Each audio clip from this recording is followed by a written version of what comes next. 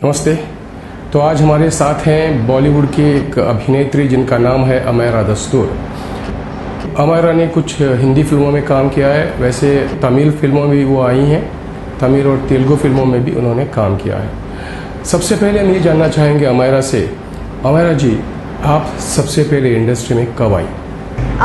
मेरी entry industry में I think 2013 में हो गई थी, लेकिन जब मैं 18 साल की थी तभी मेरा पहला फिल्म शूट किया था बनारस में। इस्सक नाम फिल्म था और वो प्रतीक बब्बर सर के साथ था।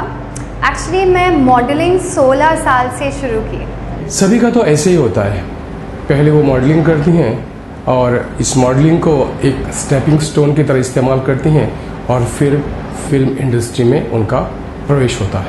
तो मॉडलिंग से अभिनेत्री बन गई। और अगर आपके पास एक फिल्मी फैमिली नहीं है, एक फिल्मी बैकग्राउंड नहीं है, तो इस इंडस्ट्री में घुसने के लिए एटलीस्ट मॉडलिंग करना ही पड़ेगा, मतलब और कोई रास्ता ही नहीं है। तो मॉडलिंग से आपको कास्टिंग्स मिलते हैं, कास्टिंग डायरेक्टर को समझ में आता है कि अच्छा नया लड़की आई है सीन पे, तो उन लोग ही बुलाते हैं। आपके एड्स जो होते हैं ना टीवी पे आते हैं, तो टीवी से ही वो कास्टिंग डायरेक्टर्स मेरे चेहरे देखते थे, तो फिर मूवी कास्टिंग के लिए बुलाते थे।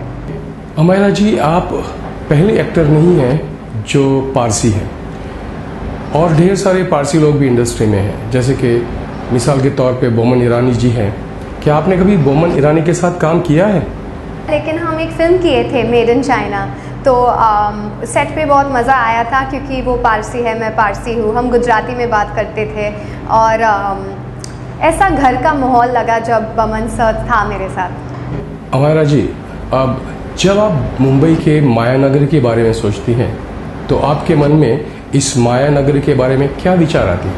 एक मिनट, हाँ, माया नगरी। माया नगरी मतलब फिल्म इंडस्ट्री।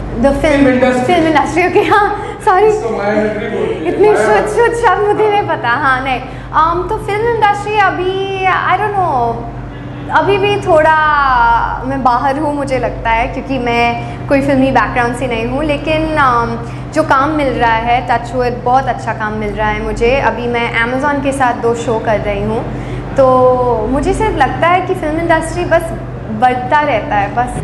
अमेज़ॉन तो अब इन थिंग है और ढेर सारे कलाकार आज अमेज़ॉन पे बनती हुई वेब सीरीज में आ रहे हैं।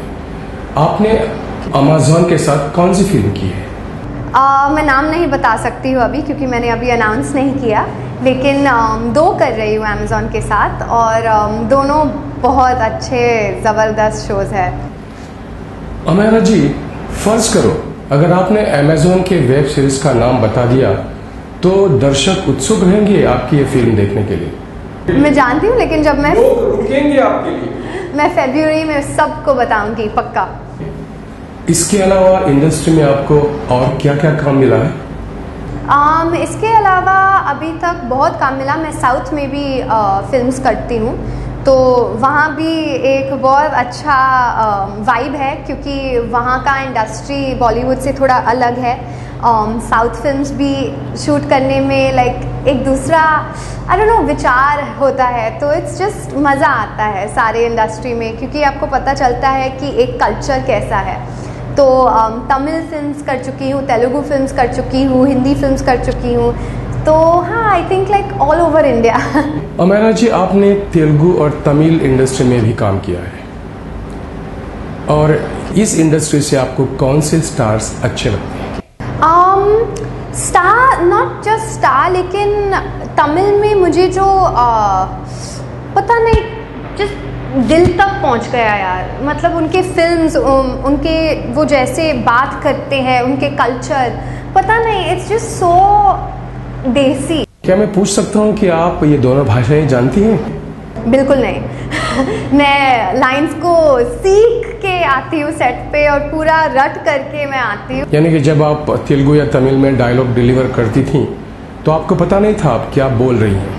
एक्चुअली एक लड़का या लड़की हो गए मेरे साथ जो तमिल या तेलुगु जानते हैं, नॉट सिर्फ ट्रांसलेटर्स, तो फिर मैं हिंदी में पूरा डायलॉग लिखती हूँ, क्योंकि फिर पढ़ने में आसान होता है और समझने के लिए भी मैं हर एक लाइन के नीचे मैं मीनिंग डालती हूँ।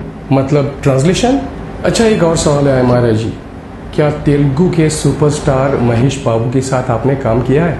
नहीं, अभी तक नहीं। उनके बहन के साथ काम किया मैंने। और अगर मैं पूछूं, उनके साथ काम करने का इरादा है आपका?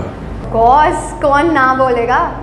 आप फिल्म इंडस्ट्री में आई, आपने काम किया, क्या एक्टिंग की तालीम आपने पहले ली थी? जी, बचपन से मुझे एक अभिनेत्री बनना था, बस वही मेरा सपना था। मैं स्कूल में सारे वो ड्रामेटिक्स वर्कशॉप, नाचने का वर्कशॉप, सब कुछ मैं करती थी। मैं अगर स्कूल के बाहर एक क्लास था तो मैं मम्मी को फ़ोन करके बताती थी कि प्लीज़ मम्मी मुझे एक क्लास के लिए भेजो। तो पता नहीं, शौक बचपन से ही था। मतलब फिल्म का जो कहानी है, जैसे बनाते हैं, मुझे उसमें बस घुसना था। अमैरा जी, आप नाचना जानती हैं? इसके बारे में आपको कुछ? तो शुरुआत में मैं नहीं जानती थी, मैं सीख ली। मैं कथक 1 साल के लिए सीख रही थी। वो बहुत कठिन था। मतलब क्लासिकल इंडियन डांस आसान नहीं है। मुझे लगा थोड़ा आसान होगा, लेकिन सबसे कठिन कथक है मेरे लिए। भारतनाट्यम भी किया है थोड़ा कुछ, लेकिन कथक तो ओ मैन। हर कलाकार का एक सपना होता है। पहले फिल्म इंडस्ट्री में आई, फिर बॉलीवुड में आएंगी और उसके बाद हॉलीवुड। क्या आपने भी ऐसा सपना देखा है? मैं सपना में जी चुकी हूँ। मैं एक फिल्म जैकी चैन के साथ भी कर चुकी हूँ, तो उसका नाम है कुंग फू योगा। वो 2017 में आया था, तो हो गया। ओके अमैरा जी, आप कभी गोवा आई? आपने गोवा देखा? मैं गोवा हर 2 महीने आती हूँ। मैं मॉर्जिम या मैंड्रिम में रहती हूँ, क्योंकि मुझे बीच बहुत पसंद है और समुद्र भी। तो वहाँ तो उठ के ही मैं जल्दी समुद्र के अंदर जाती हूँ। और मैं न्यू ईयर्स के लिए थी यहाँ गोवा में। मतलब आपका एक नाता है गोवा के साथ? लव गोवा। अच्छा, तो गोवा के बारे में, गोवा के लोकल्स के बारे में कुछ बताएंगे आप हमें? तो लोकल्स तो बहुत स्वीट है, बहुत फ्रेंडली है। मतलब अभी टैक्सी पकड़ने का कोई मुश्किल चीज़ नहीं है। मुझे बहुत पसंद आता है यहाँ आके। वो जो लोकल फूड है, तो मैं विनायक में थाली खा चुकी हूँ। एक सवाल है हमारा जी, क्या आपने फिश करी खाई है गोवा की? Definitely, I love Goan fish curry. Goan prawn करी मेरे सबसे फेवरेट है।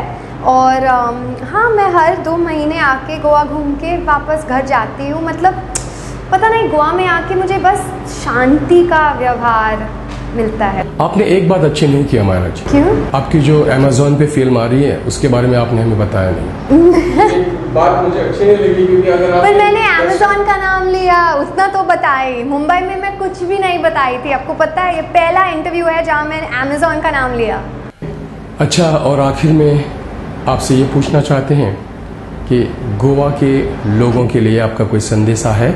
प्लीज़, आप लोग जैसे हैं वैसे ही रहो, मत बदलो। बहुत खुशी आती है जब मैं यहाँ आती हूँ, सिर्फ आप लोगों की वजह से। तो थैंक यू, क्योंकि गोवा मुझे लगता है मेरा सेकंड घर है। तो बस थैंक यू कहना चाहती हूँ।